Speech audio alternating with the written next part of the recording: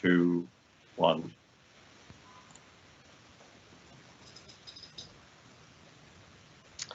Good afternoon, everyone, and welcome to the 4th webinar of the Royal College of Psychiatrists. My name is Ken Courtney, and I'm Chair of the Faculty of Psychiatry of Intellectual Disability in the College. It's my pleasure to chair this webinar this afternoon, and we have over 1,000 participants. We are all aware of the impacts of the pandemic and what it's having on our lives, and today the webinar is an opportunity for us to learn about how people with intellectual disability and developmental disorders are affected by it. We know that people with intellectual disability are a vulnerable group in society, not least because of their physical health problems, but also because of the social problems that affect them. They have high rates of comorbid disorders, such as diabetes, epilepsy, and asthma, which predispose them to acquiring infections. And of course, the biggest cause of death in people with intellectual disability is from respiratory disorders. People with intellectual disability usually live in congregated settings in the community with their families, or in supported living, or in inpatient services, and therefore they may have difficulties in keeping themselves apart from other people. They may not be aware of the guidance on COVID-19 during the pandemic, and therefore they rely on other people like us to keep them healthy and safe. So in the webinar today, our 4 speakers will present on their concerns about COVID-19 and how it affects people with intellectual disability, and we will learn how we can support them. There will be time for questions to the presenters at the end of the presentations, so please use the question and answer panel on the side of your screen for questions for our presenters. I need to remind you, if you do have a general question about COVID-19, I would like to direct you to our policy team using the Ask a Question function on our website. And of course, we would welcome you to tweet about the event today, and you can use the hashtag RCPsych Live. So at this point, I would like to invite our first speaker this afternoon, who is Anne Howell. Anne is a mother of an adult daughter with an intellectual disability.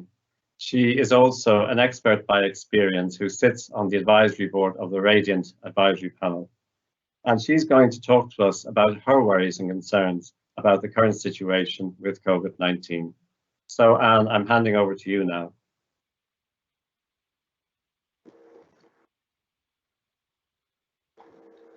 Thank you, Ken.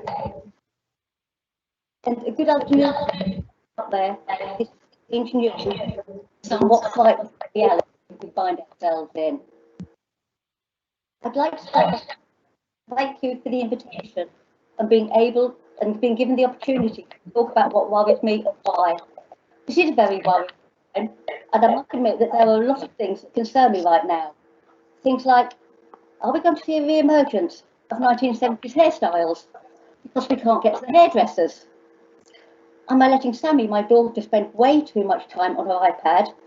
And if we keep on baking and eating cake, will I end up the size of a horse? But moving on to a more serious note, my main concerns at the moment are around keeping Sammy and myself, as Sammy's sole carer, safe, well, and protected from COVID-19. This is Sammy. She is 45 years old and has Down syndrome.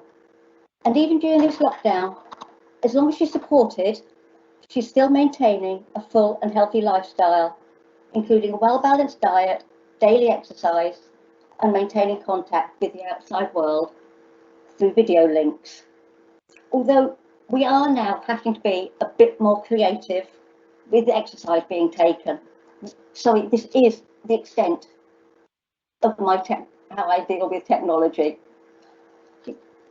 Sammy received a letter from NHS Norfolk and Waveney Clinical Commissioning Group stating that her GP considers her to be at high risk of becoming unwell with COVID-19.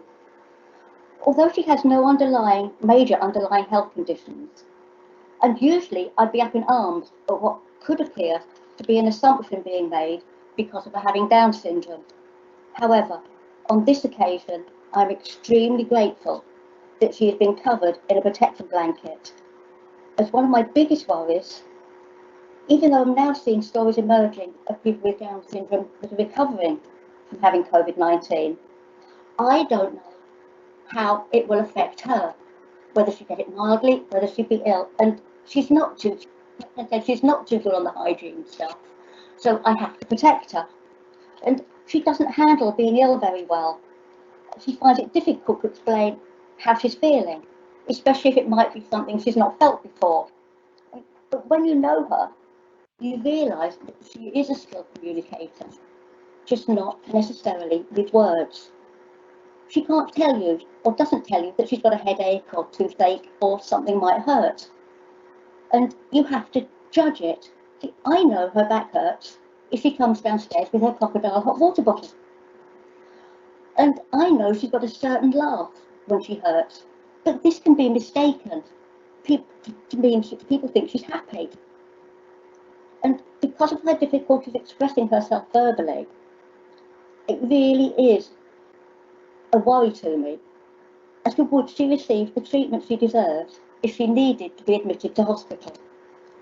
There is no question about our NHS staff being wonderful and deserving of admiration, but there is also no getting away from my concerns regarding the inequality of care within the system.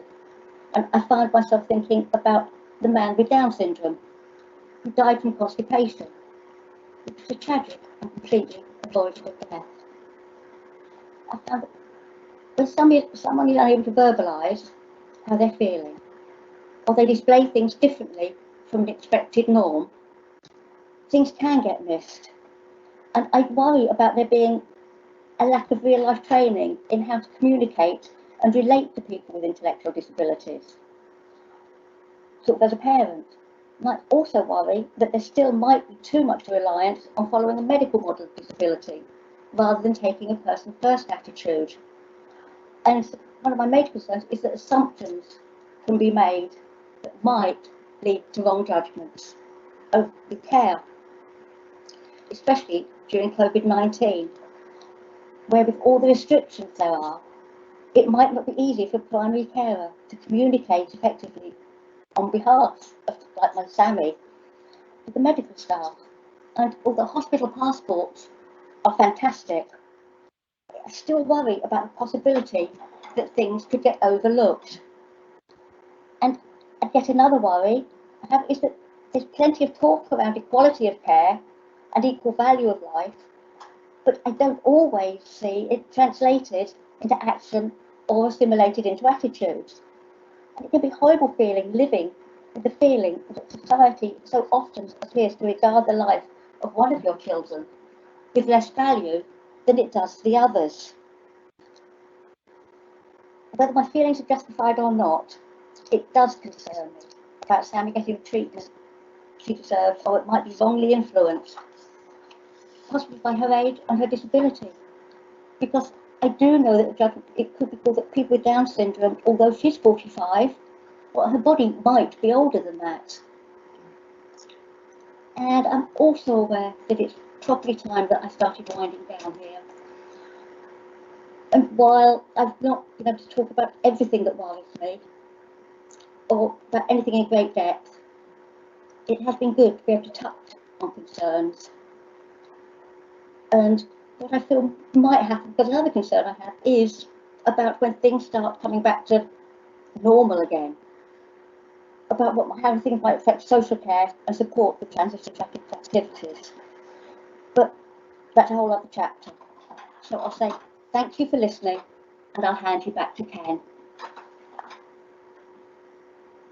Thank you, Anne, for that very important insight of how families are being affected by it and caring for their loved ones as well. I particularly noted your reference to equality in care. So at this point, I'd like to move on to our next speaker, who is Professor Regi Alexander. Regi is a consultant psychiatrist in intellectual disability who's been practicing for over 25 years. He is editor of the Oxford textbook of Psychiatry of Intellectual Disability and is a visiting professor at the University of Hertfordshire. So today, Regi is going to present on guidance for professionals, some key points. Regi, I'm handing over to you.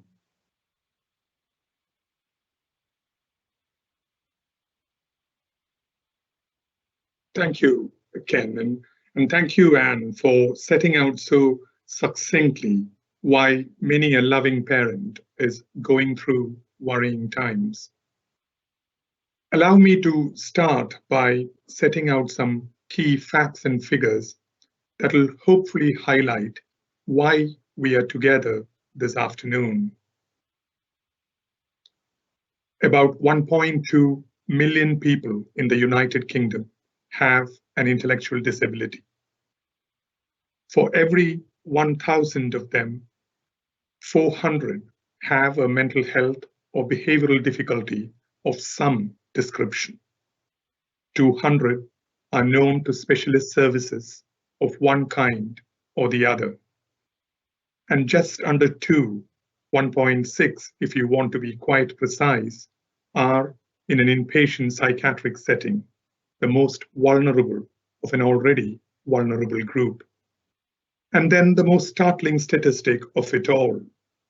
For every one person in the general population who dies from an avoidable physical health cause, 3 people with intellectual disability do so. 41% of this premature mortality from respiratory causes. And all this was before COVID-19 struck us. You can understand why parents like Anne are worried. You can understand too, I hope, why clinicians like us have a particular duty. A duty not just to care and treat, but also to plan and advocate for this vulnerable group. The webinar today, the guidance that underpins it, are but small steps to aid that process. A number of people, from statutory organizations like NHS England and NHSI to voluntary bodies like the ones listed there, have brought out extremely useful clinical guidance. The Royal College of Psychiatrists, of course, have brought together these multiple strands onto one platform. Its intellectual disability faculty offers a useful overview, and it links to guidance from a number of external bodies, including Regi that Anne mentioned, a consortium with about 20 NHS trusts and university academics working alongside about 50 experts by experience. And guidance is accessible through the RCPsych website. It covers community settings and inpatient wards. It also advises on how to guard against dangerous assumptions that people with developmental disorders who get COVID need somehow to be directed away from active treatments. It highlights the ethical frameworks to be followed very carefully. I'm going to examine 3 broad themes. Let me start with the first 2. In times of COVID-19, for people with intellectual and developmental disorders, what are the consequences of things being different? What can you do to alleviate these consequences? These 2 are broadly questions of mental well-being and mental health.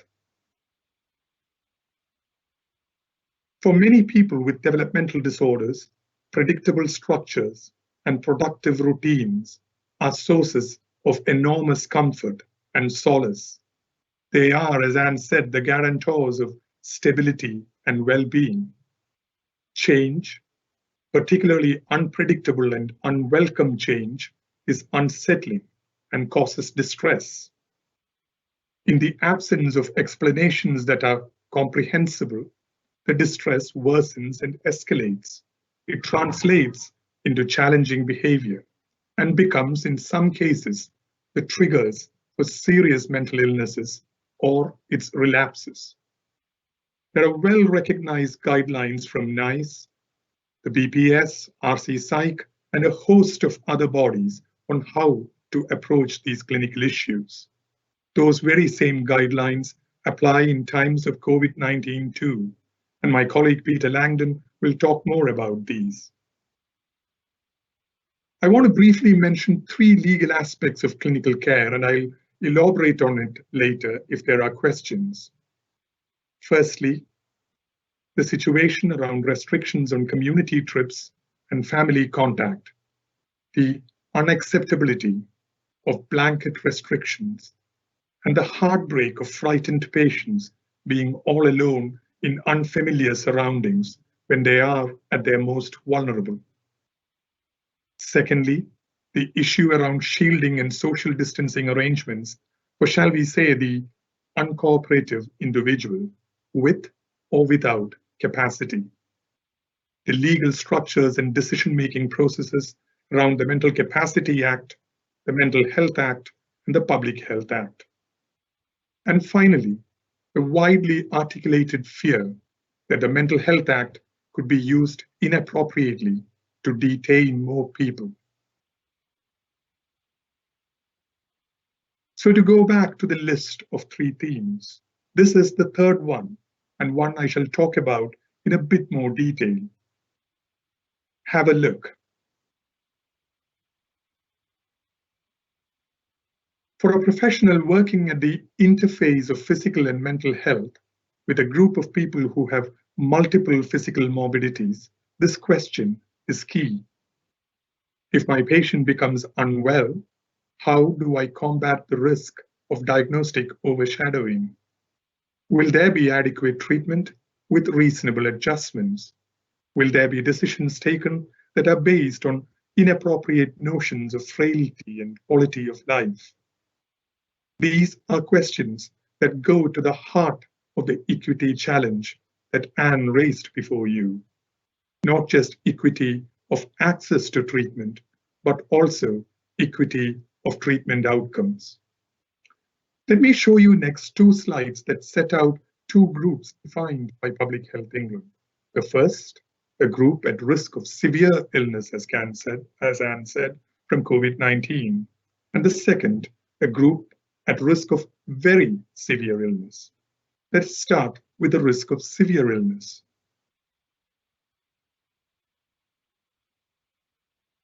Have a look at that list. The very fact that you have intellectual disability puts you in this list, a list which means that you need stringent social distancing. But have a look at the other risk factors there too. Asthma, bronchitis, cardiac conditions, diabetes, obesity, and though not mentioned by name, epilepsy. Many of the patients we see would tick not one, but many of those boxes. And that means that some people in this group are at more risk than others. One group, but a gradation of risk. And there is some clinical judgment to be used in whether you keep these individuals here or whether you consider shielding them. And that takes me to the next slide, the shielding group, the group at risk of very severe illness. And again, one sees the severe respiratory conditions here, and do think about how dysphagia and aspiration pneumonia in our patient groups will contribute further. There is a suggestion, not from Public Health England, but from some mental health groups, that those with enduring mental illnesses and those with escalating challenging behavior should be considered in this group. One perhaps needs to think very carefully about suggesting shielding for a group of people who are already overwhelmed by unwelcome change. And you need to use clinical judgment whether you consider them here or you keep them in the stringent social distancing group, albeit by classing some as the risk level rated red, an approach that I have taken in my own practice. For these sort of decisions to be planned carefully and minimize anxieties all around, the suggestion is to have a proactively developed specific COVID care plan drawn up in advance, a plan that will address these key points in a considered and deliberate manner. Let us look at that in the next slide. That is a sample COVID care plan. And that is an example of what a PowerPoint slide should not look like. So Simon Wesley, if you are watching, my apologies. Let me break that slide down into the key components. The plan mentions the full clinical diagnosis and the clinical risk rating based on the previous two tables you saw. It then sets out the arrangements to give information and advice on social distancing, structure, and isolation. It sets out the arrangements for family contact and addresses issues of capacity and consent. And finally, it works on completing a hospital and communication passport and sets out any advanced care planning issues. In the overwhelming majority of cases, advanced care planning or ACP, that part of this document is more of a safeguard against inappropriate decisions being taken in a hurry. You know, the so-called 3 a.m. best interest meeting. There are many resources available that will help you to craft this COVID care plan for people with developmental disorders, and I highlight a few of those in the next slide. This is Books Beyond Words, founded and edited by Baroness Sheila Hollin. This is the hospital passport template available on the MenCap website and a 2-page grab sheet from another source. And this is an excellent set of resources available from the Challenging Behavior Foundation. And finally, the websites and addresses of those. So you have proactively prepared a COVID care plan, and hopefully more often than not, your patients are unaffected by the illness.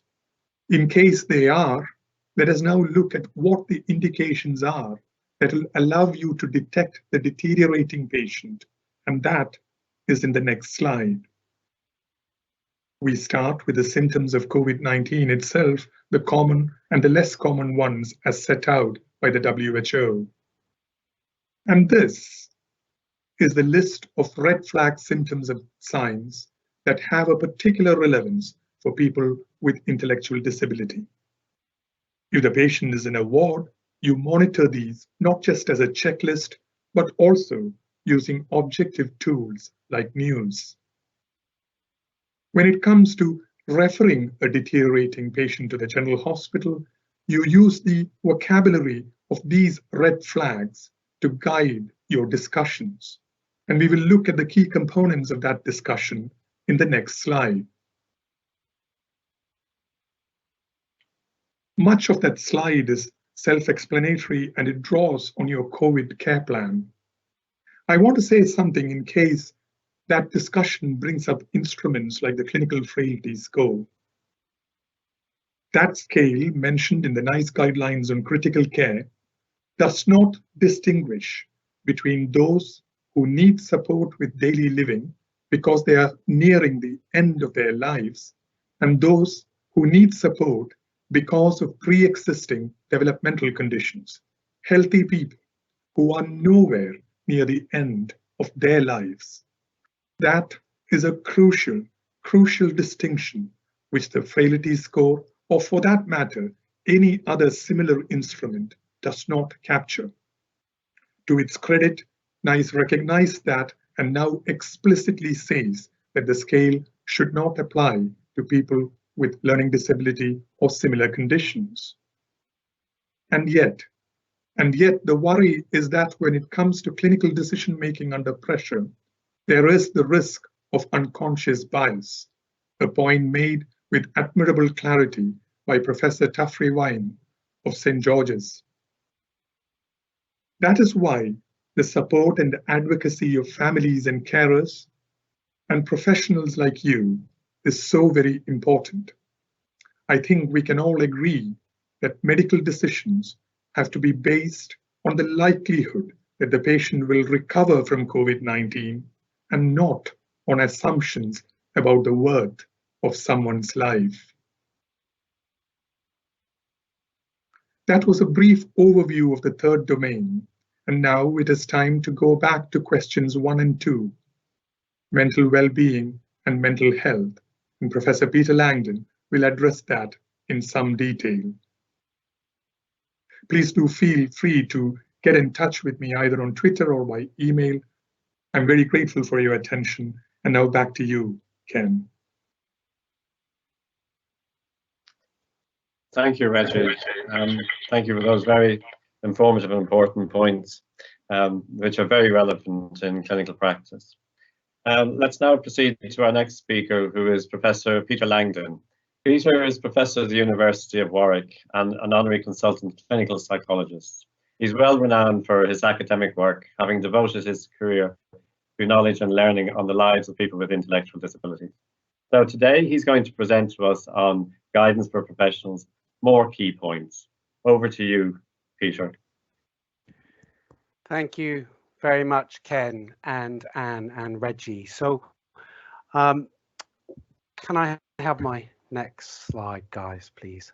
Thank you. So my plan for my section now is to just continue to outline some of the challenges faced by people with learning disabilities during the current pandemic, and then to spend a little time talking about some of the changes that we need to consider within the context of psychosocial interventions to help address some of the likely concerns that many of us are facing in our clinical work on a day-to-day basis.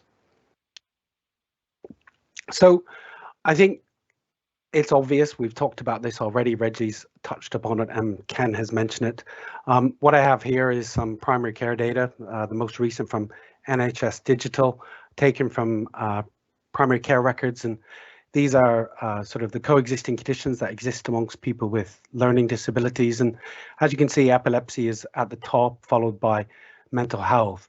And what I'm going to do throughout my talk is focus a little more on mental health and challenging behavior during the current pandemic and some of the things that we need to be thinking about doing.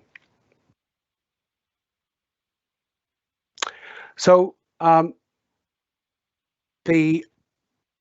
one of the issues that we need to bear in mind is that of diagnostic overshadowing, and the prompt and proactive identification of physical and mental health concerns are going to be a challenge for some people with learning disabilities when they become unwell. And I think most of us are aware that a lot of this is because clinicians may inadvertently attribute concerns to being part of having a learning disability, or because of associated communication difficulties, they may find it harder to recognize and identify symptoms amongst people with learning disabilities. In terms of mental health, Regi's already mentioned it and I've mentioned it. People with learning disabilities are certainly at greater risk of mental health problems. The prevalence is much higher. In terms of what we know about COVID and its relationship to mental health, if we look back at some of the evidence that exists around the previous SARS epidemic, there was a relationship. There's some evidence showing a relationship between infection with SARS and the development of chronic fatigue, post-traumatic stress disorder, anxiety disorders, and depression. At the moment, I'm not aware of any evidence showing a link with COVID-19. That may come in the future, but certainly surveys coming out of China looking at mental health amongst the general population, there is a relationship, obviously, with an increased prevalence of anxiety and depression amongst the general population associated with concerns around COVID-19 and the changes that were made to society. The next slide, please. In terms of challenging behavior and communication, we all know that people with learning disabilities present with challenging behavior, and often this is the way that many people with learning disabilities communicate their needs, whether they're physical needs or psychological needs. And challenging behavior as a construct is associated with coexisting health concerns and social risks. And by social risks, I mean concerns about social exclusion. In terms of communication, we know that people with learning disabilities are not able to communicate their needs effectively. And this includes reporting symptoms and explaining how they're feeling. And it also includes them understanding what's happening at the moment with our society and why things are happening during the pandemic. Social distancing, and in some cases, as Regi mentioned, shielding has been recommended, and this is going to result in a marked change in routine for a lot of people with learning disabilities. And with that may come some distress and potentially an increase in challenging behavior in some circumstances, and this may potentially lead to further health and social risks for individuals. Related, there are challenges with personal protective equipment, or PPE. PPE will disrupt your communication. It will hide your part of your face and change the intelligibility of your speech, and that as a consequence will affect the nature and quality of your communication. There is the possibility that it may increase anxiety amongst some people with learning disabilities as it impairs communication, or it looks odd or unusual and changes and affects the quality of the relationships that we have with people. One of the things that I think we do need to talk about is that during the current pandemic, some people with learning disabilities may lose their friends, their partners, their family members and their carers, and other very important people in their lives. At the same time, some families are very concerned, no doubt, or have already possibly lost loved ones who have a learning disability. And because of what's happening, we may not all get a chance to say goodbye in a way that we would normally to help promote grieving. And related to that, I have some concerns that because of the changes that have happened, because of the associated difficulties to promote appropriate grieving, that what our grief reactions amongst people with learning disabilities will be pathologized and pathologized much more than they should be. And I think that all of us as clinicians and service providers need to recognize that grief is a normal reaction to death, and it's something that we do need to be thinking about. In terms of addressing the challenges for people with learning disabilities, Regi's already mentioned this. Obviously, people need hospital passports, and if people don't have one, you should get one. Or if they have one, you need to review and update the existing ones. And Regi's shown some good examples of hospital passports, and I've popped the link up there as well. And just to echo some of what Anne said, I think it's really important that within everyone's hospital passports, we include good information about somebody who knows the person with learning disabilities well, their family member or their advocates. And this is obviously to help make sure that clinical teams working with patients, whether it's in the community or in hospital, are able to speak to people to understand the specific care needs of an individual with a learning disability. And obviously, everyone with disabilities are entitled to reasonable adjustments under the Equality Act, and a hospital passport is a great example of a reasonable adjustment.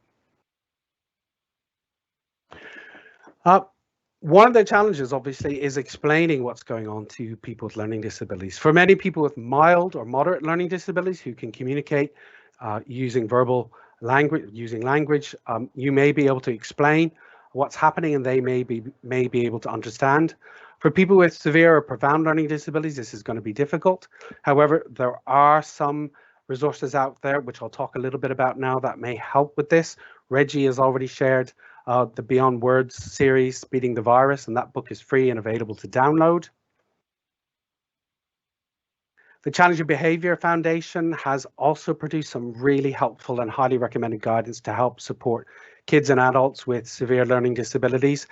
And there's lots of other information out there in the world on various websites, and this includes help and advice, and for example, advice on how to teach someone to hand wash using chaining. The Challenging Behaviour Foundation has some guidance on that. And there's also documents out there that don't include many words, that use pictures and pictorial prompts to help teach hand washing to others.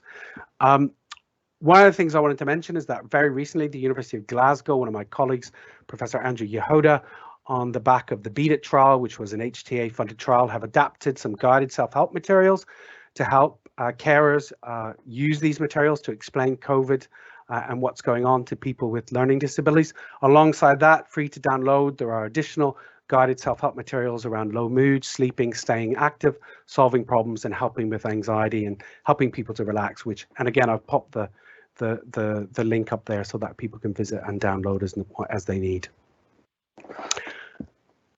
Further, the International Association for the Scientific Study of Intellectual and Developmental Disabilities has been trying to collect an international list of resources. They're available on their website. Some are published in other languages. And also, just to mention, Learning Disability England also has a great resource on their website. And again, there's useful information there in terms of adapting or getting access to information that may aid you or help you to communicate effectively with people with learning disabilities in terms of what's happening. I think in terms of mental health and challenging behaviour, it's important to state that community learning disabilities teams have a vital role to play in helping people with learning disabilities, their families and their carers. They are there to provide specialist advice and support. The Challenging Behaviour Foundation as well, and I appreciate I keep mentioning them, but I just want to continue to do that because the work they do is very vital. They produce some helpful information sheets and guides for family members with understanding and working with challenging behaviour. And again, the link is there for you to consider. Just to mention, positive behavioural support plans, they do need to be reviewed and updated in the context of COVID-19 care plans. Obviously, the formulation triggers, proactive and reactive strategies need to be reviewed in the context of the COVID-19 pandemic. Challenging behaviour may change, increase, triggers may change or increase. And some of the interventions that you may normally provide are obviously changed as a consequence of what's going on. Activity scheduling, communication strategy, and whatnot need to be reviewed and updated accordingly. And one of the things to mention is that, of course, there may be changes to key staff in terms of the provision of care and support to people with learning disabilities. Carers may change, they may go off sick, and family members may change and they may need some time to isolate or may end up in hospital. In some services where this happens, you may need to train staff in positive behavioural support again, and obviously you could do this online with some individuals, but it's very important that you keep your training up to date to make sure that everyone who's working with people with learning disabilities understands and has a good sense of positive behavioural support for each individual. There is a challenge with PPE. As I mentioned, what you do need to focus on very much is using your eyes and your natural gesture to help facilitate positive communication with individuals if you are wearing PPE. A lot of people have been affixing their picture and their name to their protective clothing, to their apron. I think that's a very good thing to do. Make sure you always introduce yourself. Certainly for some people, they may have difficulties recognizing your face when you're wearing a mask. Slow your speech appropriately as needed. Always use clear sentences. And if you're not sure, you should seek advice and support from someone who knows the person well. And more often than not, that's going to be a family member or a carer. And they have a very vital and important role to play in helping support people during the current times, as Anne very eloquently told us. Also, don't forget to make use of communication aids, signing and symbols, which hopefully have already been developed and are in place for many people with learning disabilities. Obviously, we're all aware that there are issues associated with social distancing and shielding and access to the community. This is just a snap of an article that was in The Guardian last week. The rules have been relaxed for people with autism and learning disabilities. They've been clarified. Access to exercise and the community are very important for so many people with learning disabilities. And when using the community, many individuals may require multiple support staff to be present. And this may, of course, attract some attention from others. And avoiding these activities are certainly likely to be detrimental to the health and well-being of many people with intellectual disabilities or learning disabilities, and thus disrupting their quality of life, running the risk of promoting or increasing challenging behaviour, which can be problematic. Community learning disabilities teams need to work with families and, if appropriate, issue letters to families that they can show if requested or needed by authorities if they're stopped in any way. And there are concerns, as Regi mentioned, about the Mental Health Act and the changes that have been made as a consequence of the Coronavirus Act. There are concerns that I've certainly heard about and lots of people have talked about in terms of my networks, that people with learning disabilities may run the risk of being detained, especially as a consequence of some of the changes that have been made, if it is having an adverse effect on their mental health and challenging behaviour. Community learning disability teams do need to work effectively with all during the pandemic to help continue to provide excellent care and support to families and people with learning disabilities. And this work should effectively guard against unnecessary admission to hospital. And we should all continue to work within the spirit of the Transforming Care agenda to help prevent unnecessary admission to hospital. And just to summarise, these are challenging times for people with learning disabilities and their families, as Anne very eloquently told us about. However, I certainly would hope that with appropriate intervention, the impact on people with learning disabilities is minimised as much as possible for as most people. And I just want to reiterate, because I think it's quite important that we do not forget that family members, carers, and those who know someone well are the people we need to be talking to as clinicians to help design and implement effective plans to help keep people safe during the current pandemic. With appropriate intervention, the impact on people with learning disabilities is minimised as much as possible for most people. So I'm getting an echo. I just want to thank everyone, and now I'm going to hand back to Ken. Thank you, Peter. Thank you for that. I was particularly struck by your reference to grief reactions among people with intellectual disabilities, and a reminder for us to be aware of how important they are when working with people. Next, we're going to move on to Dr. Jean O'Hara. Jean is a consultant psychiatrist in intellectual disability. Thank you, Peter. Thank you for that. I was particularly struck by your reference to grief reactions among people with intellectual disabilities, and a reminder for us to be aware. Jean, I think you need to mute your computer. Okay, hold on a minute. Is that better? Thank you.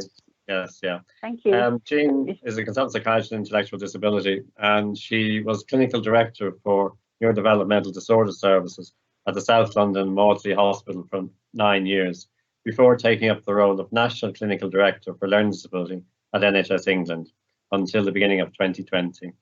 So Jean is going to present to us today on equity of access, policy and practice. Over to you, Jean. Great, thank you very much, Ken. I know there's a bit of a lag because I'm phoning in, so hopefully this works.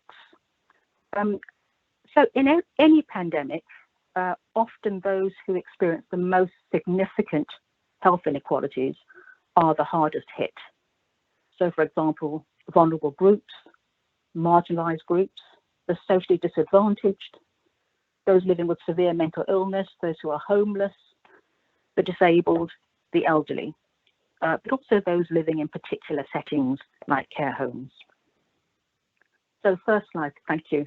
So the need for reasonable adjustments is paramount if we're to ensure equity of access. And this first slide shows the first clinical guidance that was published by NHS England on this topic. And it's really to remind us that most people with a learning disability or autism will be accessing non-specialist learning disability or autism services. So it's relevant to all clinicians, to all clinical specialties. And as Ken and Regi and Anne and Peter have said, there are very strong reasons to suspect that our population, our community, will be significantly impacted by coronavirus. But that we should also be seeking the best possible local solutions. And the key points that a lot of people have already raised, our speakers have already raised, is the real importance of being aware of diagnostic overshadowing, paying particular attention to health passports, listening to parents and carers, and making the reasonable adjustments.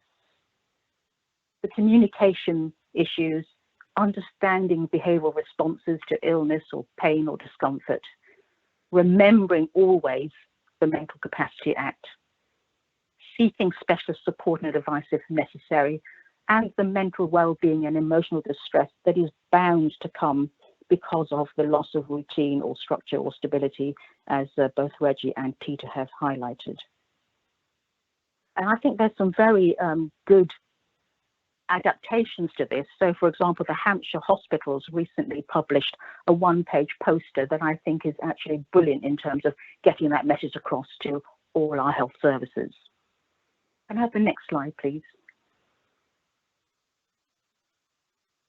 I'll wait for the next slide to appear. But we've been working very hard in the national team in terms of co-producing easy read and accessible versions of helpful resources, so that people with a learning disability and autism can at least try to understand the public health messages to minimize the risk of infection or spread and the impact of social distancing and current restrictions.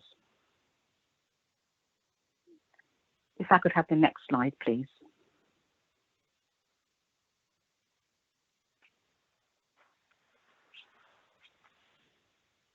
as we have heard, there is a lot of anxiety and concern about the do not attempt resuscitation and the clinical decision tool. And I just wanted to remind our attendees of a letter that was written to all primary care and acute and hospital trusts and community trusts. So the letter reminds everyone that back in May 2019, the National Medical Director in NHS England wrote to say that learning disability should never be a reason to issue a do not resuscitate order. And then earlier this year, on the 25th of March, we again had another letter, another reminder from NHS England about the NICE rapid guidance on critical care, saying that the clinical frailty tool or scale should not be used for stable long-term disabilities, for example, cerebral palsy or learning disability or autism, and nowhere should there be a blanket statement in terms of these things. But I think the other important message from this document is highlighted again in the middle image. The health of some people who have a learning disability and or a diagnosis of autism may be at risk from the presence of coexisting physical conditions and also from inequities in access to and delivery of appropriate and timely assessment and treatment of physical health symptoms and physical health conditions. So that's very much about access to services and reasonable adjustments. And then the third image, again, Regi and Peter have already spoken about this, but to the temporary modification to the mental health and mental capacity legislation. Could I have the next slide, please?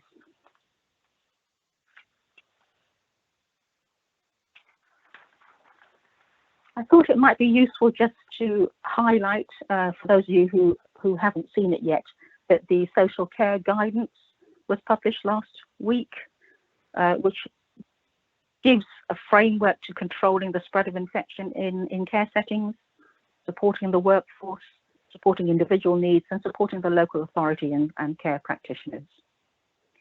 Peter's already mentioned the government update on exercise and access to open space. We've also managed to update the visiting guidance, where learning disabilities and autism is an exemption, so that if care providers can accommodate with their infection control methods, that one carer is able to go in with the person with a learning disability or autism into the hospital setting. We have in NHS England instigated a mental health, learning disability and autism cell. That's how we've organised our work at the moment. And the work is now focusing also on restoring critical services like 24/7 crisis services.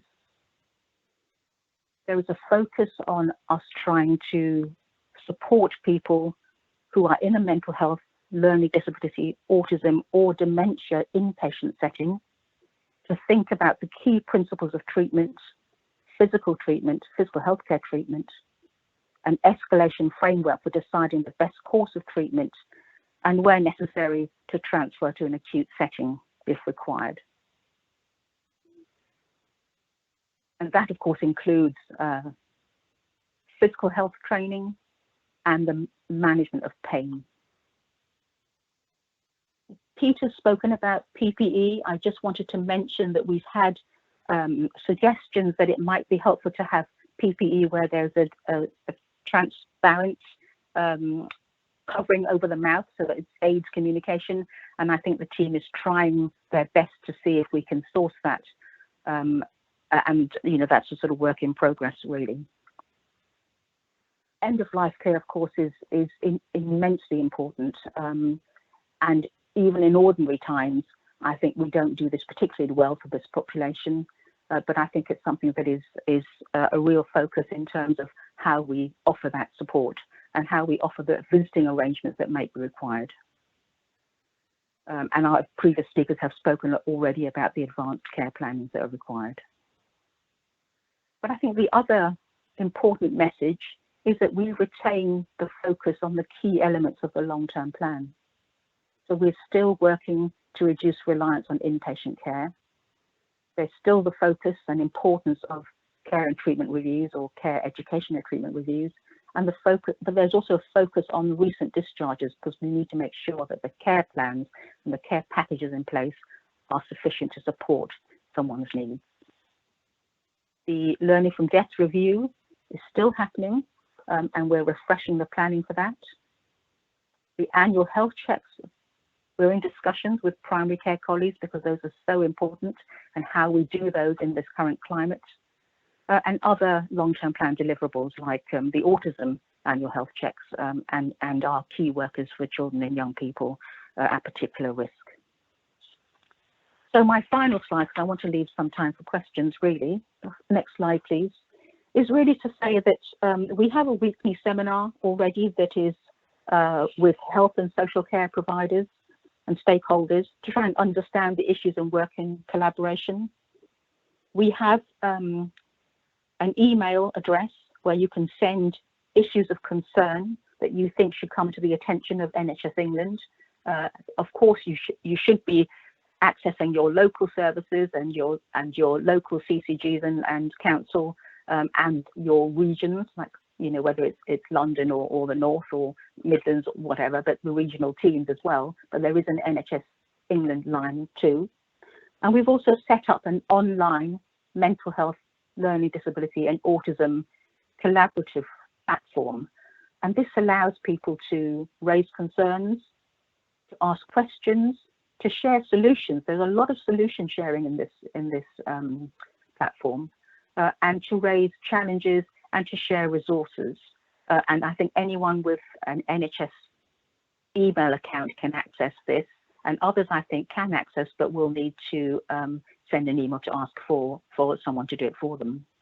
So thank you very much, and over to Ken. Thank you, Jean. That was cool. We're now moving on to the question and answer session, and I'm just looking through some of the questions that have come through from yourselves. The first question is for Anne from Dr. Giri Madhavan. For face-to-face consultations during the pandemic, and how have they been? What are your thoughts on the use of telephone and video consultation for clinics, and what about meetings?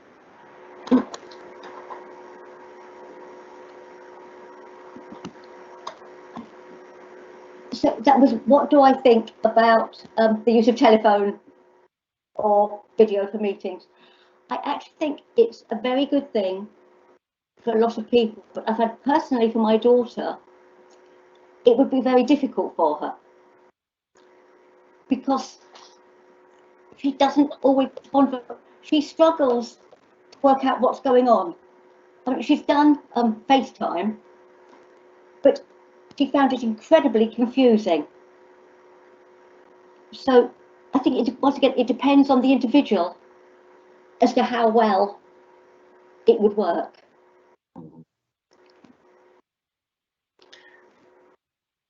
Thank you, Anne. Yes.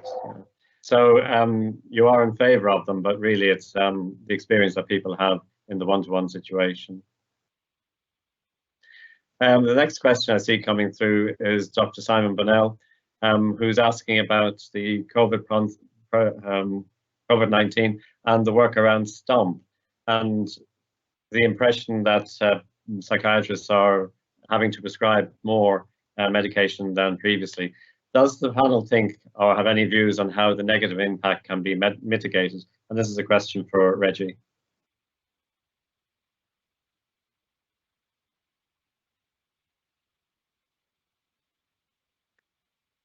Yeah, thank you, Ken. I think that is a real risk, particularly when you live in a setup where learning disability associated with aggressive behavior can potentially be seen as a mental disorder.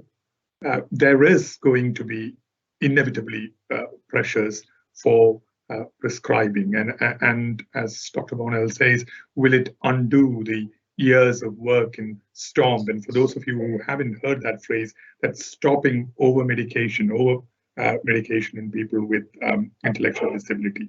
So the answer is one, yes, that risk is there. And two, COVID or no COVID, the clinical guidance around good prescribing practice for either challenging behavior or mental disorders in people with intellectual disability has not changed. So you might need to go through exactly the same processes that you would have done for prescription earlier. What will happen in times of COVID is the number of non-pharmacological interventions which are available may be less. As remote consultations are great, but some of the psychological interventions do need face-to-face contact and evaluation. So I wouldn't use the term being forced to prescribe. I would say that what you need is absolute transparency about the decision-making process that led you to prescribing, if at all you do that.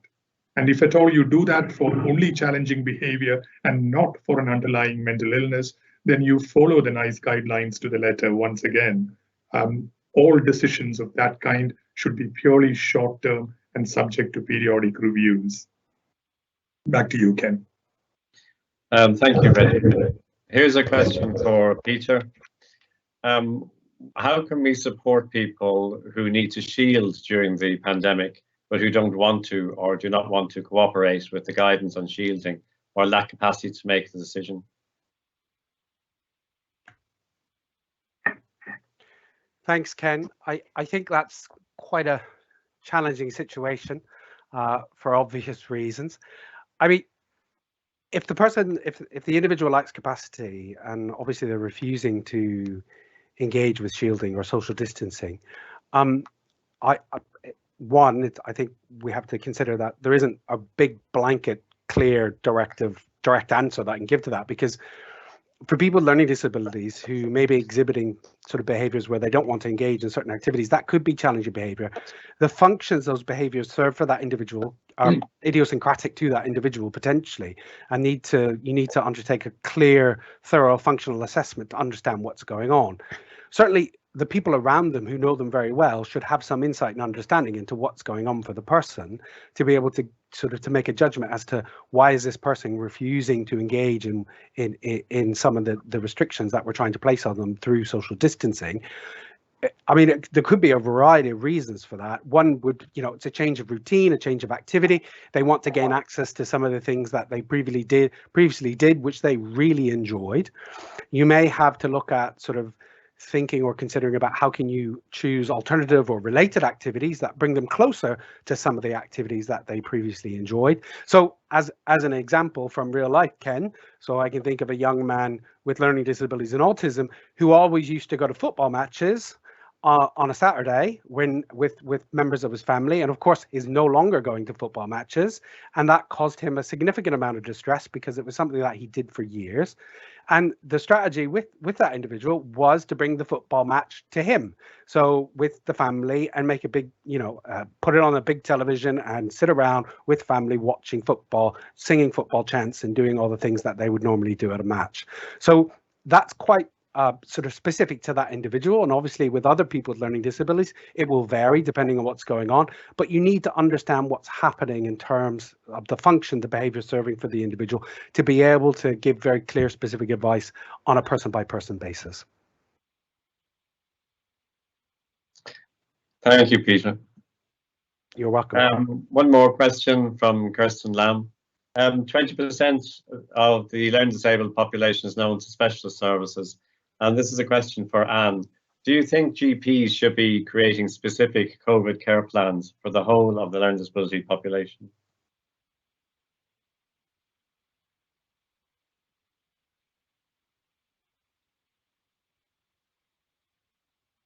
You just need to unmute, Anne. Like, should GP be making specific care plans for everybody within the population, you said? Yeah. To be honest, but I don't know. Because a lot of the responsibility is on carers to support the person that they care for. I mean, I've taken responsibility to make sure I've got everything I can in place for my daughter. And as I said, I do appreciate that the our GP has actually put Sammy in a shielded group, even though I'm not sure she needs it. So I'm sorry, I'm not a lot of help on that, because I don't actually know. Be doing a plan for absolutely everybody, but definitely the ones they feel are at the very highest risk, I would say yes. So sorry, I can't be more succinct on that. No, that's very good. Thank you very much, Anne. One other question, this is a question for Jean.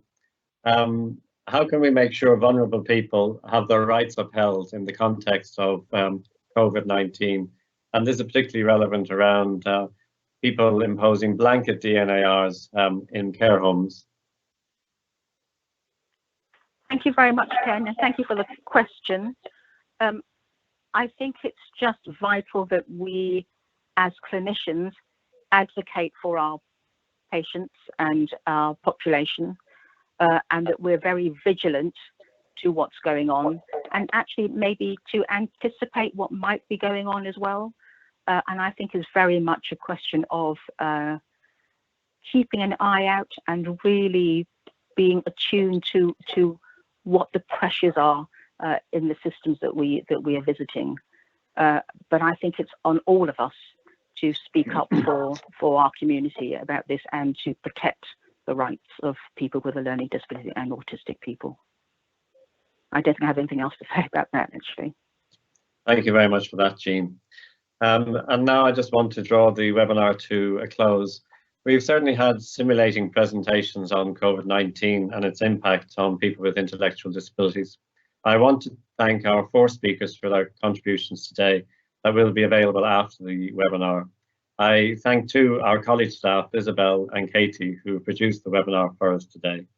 And of course, I'd like to thank you all for joining us in this, our first webinar. So thank you, stay safe, and goodbye.